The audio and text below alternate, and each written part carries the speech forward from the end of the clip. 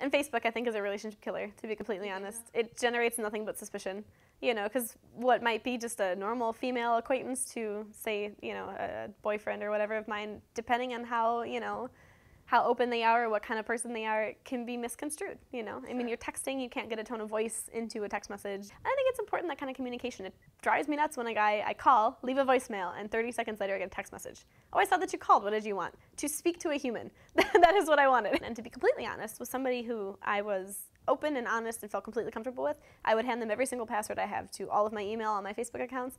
And when you run into a situation where they refuse you that, it makes you think, well, what is it that you're hiding? You know, what is it that's behind that firewall or that, you know, that page that you don't want me to see? And sometimes, you know, and I'm actually referring to an ex now too.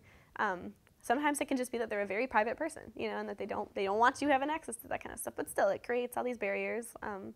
Sometimes they're harmless and sometimes they aren't.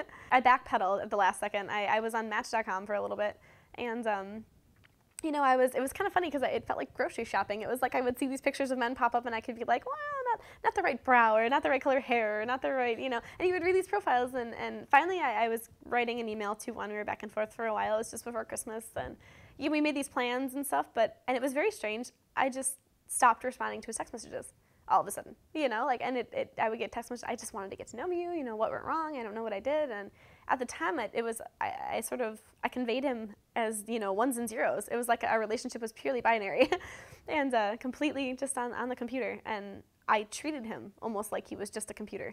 And that's where it turned me off to it, because to a person who I had seen in person, you know, I might call them and say, look, I just am not feeling it, or I'm uncomfortable, or, you know.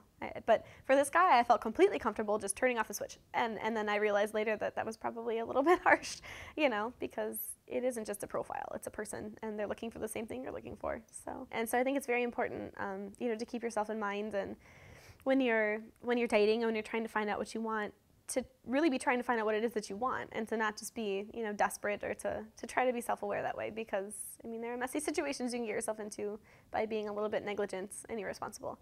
And I think it changes as you get older and as you have experiences.